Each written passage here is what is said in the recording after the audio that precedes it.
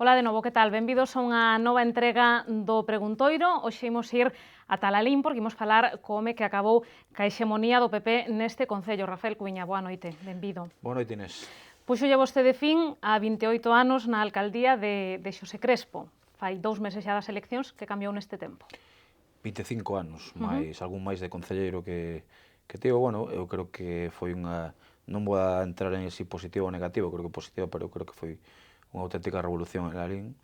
Eu creo que moita xente só coñecía o anterior alcalde dende que naceu, unha parte inxente de lalineses estánse acostumbrando a nova situación que basicamente provocaron eles cos seus votos, claro. Que pesou máis no resultado electoral en Lalín? Pois un pouco a tendencia que houve xeralizada de crítica cara ao PP, o apelido Cuiña, o seu traballo durante esta campaña que estivo moi metido nos problemas de Lalín e dos seus habitantes? Eu creo que un pouco todo, non? En Lalín, evidentemente, o apelido Cuiña pois ten un certo peso pola trayectoria de meu pai, negalo sería absurdo. Eu creo que tamén había unha desidia de moitos anos de goberno do PP que se afastaba cos súas políticas da realidade, tiña moi abandonado o rural, por exemplo, non? Estaba, digamos, centrado en cuestións que eu creo que non interesaban a cidadanía de Lalín e, lóxicamente, fixemos un traballo inxente como o tipo de política que eu aprendín a ver e a facer na miña casa, que é de moita proximidade, de estar con todos os veciños, escoitalos, sobre todo, mirarlles aos ollos e saber cales son as súas necesidades. E foi unha conxunción de moitas cousas, non? E segue con esa tendencia, non? Sobre todo, digo, de escoitar aos veciños, porque xa Non hai... vimos que xa celebrou algunha asamblea que se fala moito, non? Do tema das asambleas, pero non en todas partes están levando a cabo finalmente tal e como se manifestou nun principio. En Lalín, sí, eu dixen que temas sensibles serían expostos en asamblea, e outro día fixémola unha, pois temos que comprar un parking que non nos queda máis remedio que mercar, e eu puxen todos os números en asamblea pública delante dos meus veciños, e logo teño o compromiso de cada 3 meses respostar públicamente a todas as preguntas que me quieran facer os veciños na rúa, non? A parte da proximidade do día a día. Pero quero dicir que eu creo que este formato é necesario. Moita xente, como ti moi ben dís, que presume de modelos asamblearios, de facer as cousas dicindo que é unha nova política. Eu creo que outros directamente o demostramos e non temos moito máis que decir a ese respecto, demostrámoslo e punto, non? E cal está a ser a resposta dos veciños de Lalín ante estas convocatorias? Falando con compañeros teus de prensa, din que se lles nota que non están moi acostumbrados a este tipo de cuestión, non? De que se podan dirixir ao alcalde e á corporación e preguntarlle calquera cousa do que é o día a día. Eu creo que iránse acostumbrando, eu creo que o modelo é acertado, é que iránse soltando algún tipo de preguntas. En este momento todos son, como digo, flores, imos pola rúa, todo o mundo nos felicita, xa chegarán as espiñas, chegarán as críticas, e en este tipo de asamblea seguramente teremos algún tipo de contestación forte, auguro, no futuro por algún tema en concreto, espero que non, pero creo que sempre digo que creo moito na estadística e acabará pasando, pero iso que creo que vai no soldo dun político, enfrentarse a ese tipo de situacións, o que non pode ser estar pechado unha torre de marfil, como é o Concello. Eu creo que foi un dos grandes erros que tivo o anterior alcalde, o que tens que ter é política a pé de rúa, non? E que pasará cando non se poñan de acordo todos os habitantes de Lalín e vostede teña que enfadar a unha parte? Pois para iso nos escolleron como goberno. E, lóxicamente, o que temos que facer é gobernar, pero o primeiro é expoñer as razóns de por qué de determinadas decisións do goberno para que o saiban. Ao mellor o goberno, lóxicamente, escoitando a moitos veciños, os seus razonamentos, as súas argumentacións, podemos chegar á conclusión de que tenemos temas teñen razón que podemos estar equivocados, é dicir, nós tamén estamos para aprender da cidadanía, porque non somos ningún premio Nobel, precisamente, en este momento temos que estar aprendendo todos os días, pero lógicamente nós temos que gobernar e temos que tomar decisións, para eso fomos escollidos, non? Dicía vostede antes que vai no soldo dun alcalde, un soldo que vostede mantén, non? Con respecto ao seu antecesor, non entrou un pouco nesta moda de baixar os salarios dos rexedores? É que eu, mira, como ti ben sabes, eu nunca mellor dito, a caste político os coñezo a todos, non? Sei de que peco xean, sei ata que punto queren facer populismo.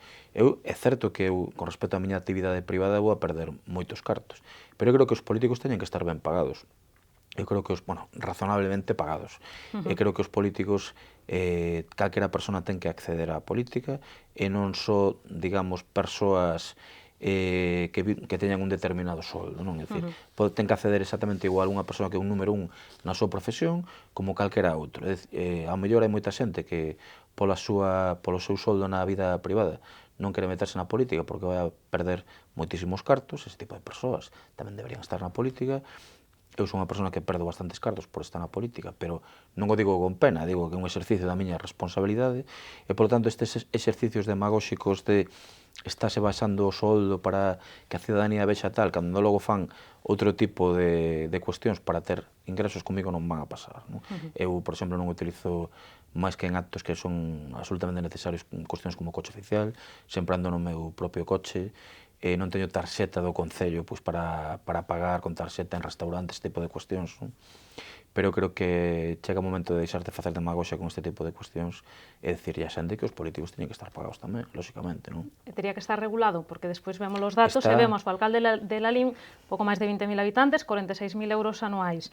O alcalde da Estrada, 21.000 habitantes, 55.000 euros anuais. Pero está regulado. Quer dizer, hai uns topes en función da población que tes. Uns topes sí, pero sí, un pouco máis estreitos, quizáis, non? Eu creo que están bastante ben, para ser sincero. Eu creo que o alcalde da Estrada é un concello que digamos, ten bastante máis soldo que o alcalde de Lalín, pero non me vou meter en ese tipo de cuestión mentre estea dentro da legalidade. Eu creo que está pagado racionalmente, aparte eu creo que un bo alcalde, non? O da Estrada ten que estar pagado racionalmente, non? Pero ten que cobrar máis o alcalde da Estrada que o alcalde da capital de Galicia? Ou é que aquí Martiño Noriega se baixou demasiado segundo o seu criterio? Martiño Noriega ten unha certa tendencia a contar as cousas como lle convén, dicindo cando son soldos netos e sin contar o que son soldos brutos.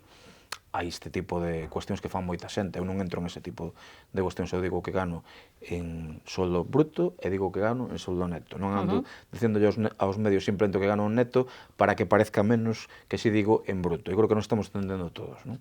Dito iso, se mo dís dun xeito directo, non é lóxico que un alcalde dun concello de 20.000 habitantes cobre máis que o alcalde da capital de Galicia. Iso é certo, pero eu creo que sobre este tema habría moito que falar. Que non corresponde á política local estritamente, non? Eso non. Xa que falamos de Martiño Noriega, hoxe o alcalde de Compostela estaba na Coruña falando co presidente do Tribunal Superior de Xustiza de Galicia un pouco na súa loita contra os desafiuzamentos. Niso se coincide vostede, non? Co alcalde compostelán. Eu con o alcalde compostelán coincido moitas cousas, que dicilo, non teño excelente relación con ela, aínda que temos visións diferentes de outras cousas a nivel partidario, pero creo que a nivel social sí compartimos determinadas cuestións. Mañán hai pleno en Lalín será declarado Concello Libre de Desafiuzamentos, tomaremos unha serie de medidas para que este tipo de cuestións non sexan posibles. Eu sempre digo que non pode pagar a crise que non a provocou e beneficiarse da crise quen a está provocando ou quen a provocou, non? E para iso temos que estar os poderes públicos, os políticos, precisamente para regular que ese tipo de cuestións non vayan sobre o cidadán e si vayan sobre quen provocou a crise. Por exemplo, no caso de Lalín estamos tomando medidas que non as consideraría duras, pero si estritas contra a banca por facer ese tipo de cuestións, non? Que medidas concretas se van a adoptar? Sabemos xa que se retiraba esa cantidade de 600.000 euros de Bankia, pero dicía vostede que era un primeiro aviso.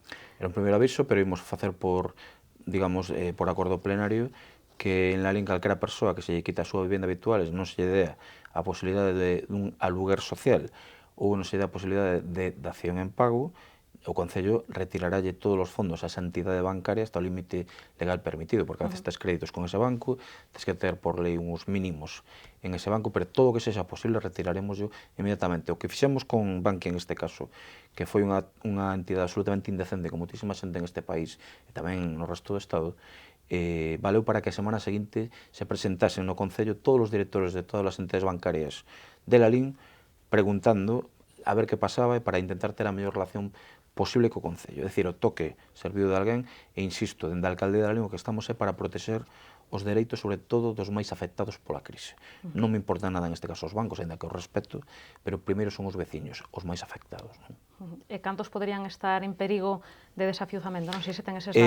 Esta semana pasada, precisamente, paramos un desafiuzamento, conseguimos que se lle dese aluguer social. Houve outros casos, eu non vou dicir que foran moreas de casos, pero creo que é significativo e simbólico do tipo de política que queremos facer, non? Eu creo que a banca portouse moi mal con moito empresario, a banca portouse moi mal con moitísima xente a que lle quitou as súas casas, e agora que parece que empeza unha certa recuperación, o que non poden pensar é que poden facer coa xente o que lles dé a gana. Insisto, dende os poderes públicos, dende os concellos, temos que estar para protexer os veciños que máis o necesitan. Isto é que imos facer, non?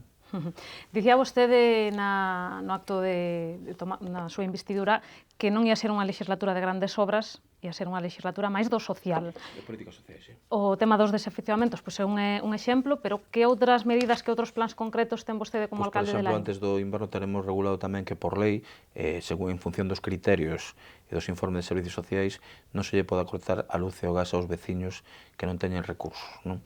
Estamos vendo como na Len había xente que non tiña luz nas súas casas, que non tiña gas. Evidentemente, non vai a ser unha medida que vai a permitir que unha persona que teña todo o día encendida a luz e a calefacción a tope, por así decirlo, quero ser sincero. Ten que haber unhos topes delimitados claramente. Pero sí que dende os poderes públicos imos protexer ese tipo de situacións, non? Que danse con demasiada frecuencia en moitísimos sitios.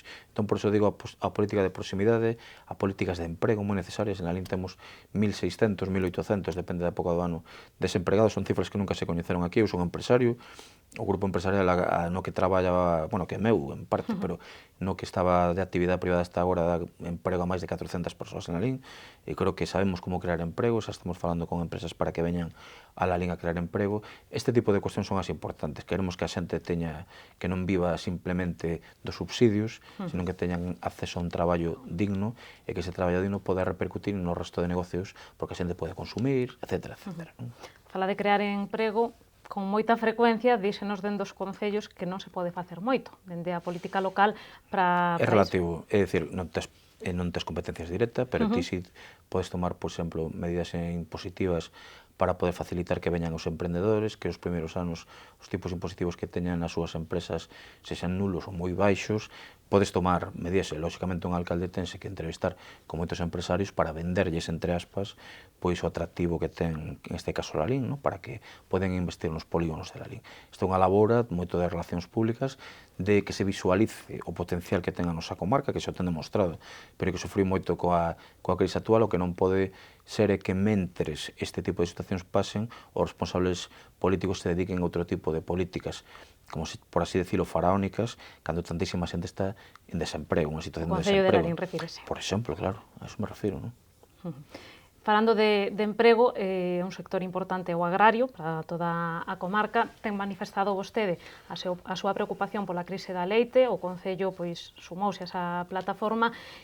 Que hai que facer para solucionar este asunto? Porque vostede é moi crítico cas administracións. Onde está a clave?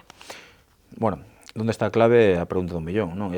Precisamente ahora que viña cara a Compostela, viña falando dende o coche, con mans libres, por certo, con líderes agrarios que estaban reunidos co Ministerio en Madrid, en que vai haber axudas precisamente os paquetes do leite, e outro tipo de medidas, pero que as consideran parches para solventar a situación, pero que non solventan, digamos, o grande problema, non?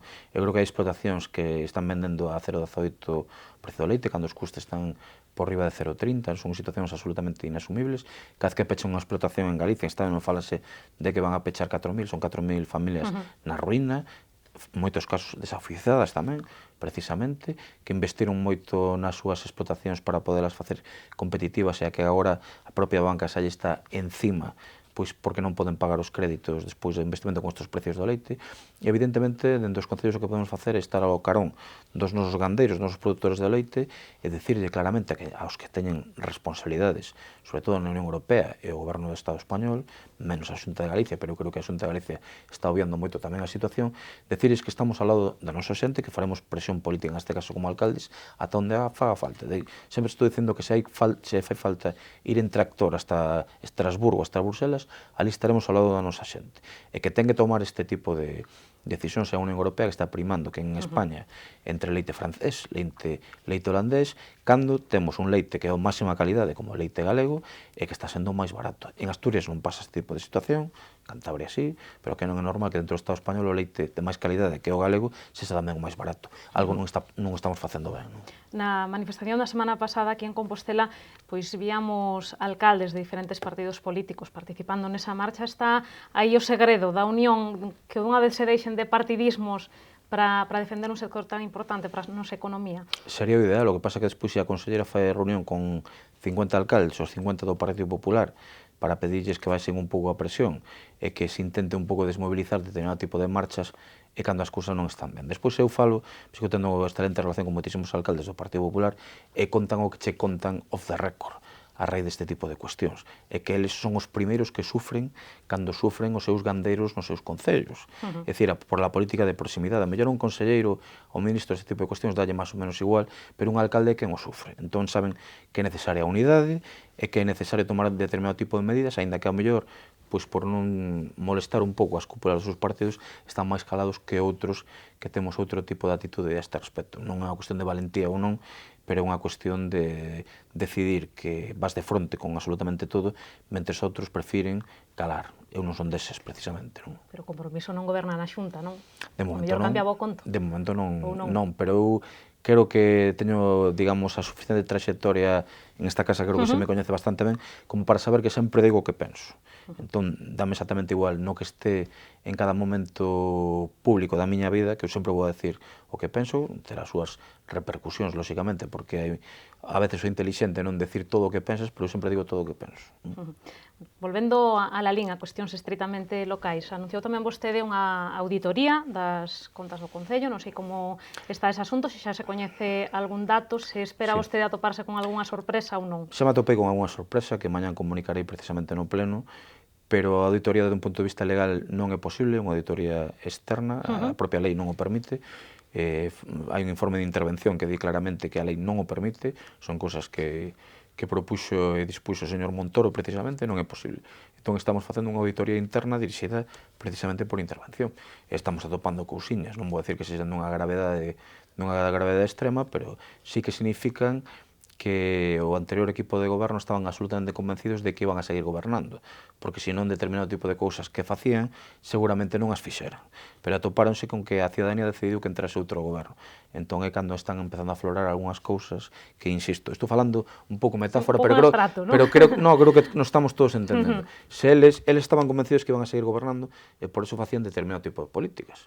Entón, como agora estamos gobernando nós, atopámonos con outro tipo de situacións que eles ao mellor non contaban ter que dar explicacións, como van ter que dar explicacións a partir deste xoves este domingo. Non? Pero cousas de grandes cifras? Non, pero sí de temas chapuceiros, de temas de amiguismo, de temas de dar determinado tipo de partidas económicas para empresas de xente que son amigos, en vez de sacalas a concursos, este tipo de cuestións. Non? Bueno, sen entrar en delito, quero pensar, ou ve a posibilidade? Non sei, non o teño moi claro, a mí non me gusta xudicializar moito a política e menos a vida municipal, pero creo que cando se confunden cuestións de partido con cuestións públicas, eu creo que cando menos é pouco exemplar eso. Eso que estaba pasando en la LIN, por iso empezaremos a dar conta os próximos días deste tipo de situacións que estaban dando, claro. Pode ter que ver con hábitos adquiridos, pois iso, durante un cuarto de século no poder? Evidentemente. Evidentemente, eu creo que había situacións moi viciadas de raíz e que algúns intuían que estaban por riba do ben e do mal. Eu creo que se demostrou a cidadanía que non era así, como se creían que estaban por riba do ben e do mal, creían que podían facer calquera cousa. Eu creo que en política, na vida tampouco, pero sobre todo en política non podes facer calquera cousa cando queiras, non? Vostede vese tantos anos como alcalde de la LIN, se os cidadáns queren, claro. Eu anunciei durante moitos meses na campaña, sigo dicindo o mesmo, que si teño a posibilidade de ser votado novamente polos alcaldes de la LIN, presentareime unha vez, polos veciños de la LIN, presentareime unha vez máis e estaría un máximo de 8 anos ao frente do Concello de la LIN. Digo todos os días, entre outras cousas, para que quede ben grabado e que se me arrepinto no último momento, algúns me digan, oiga, está grabado, vostede dixo moitísimas veces que 8 anos e punto. É o que vou facer, é o que vou intentar facer, non? Polo de pronto, estes 4 anos que temos por diante, desexamos aquí dende Correo Televisión moita sorte, moitos éxitos, polo ben dos veciños de la LIN, fundamentalmente. Moitísimas gracias. Pois ata aquí chegou hoxe o noso tempo para este preguntoiro. Xa saben, poden seguir informados a través das novas de Correo Televisión. Volvemos mañá. Grazas pola súa atención.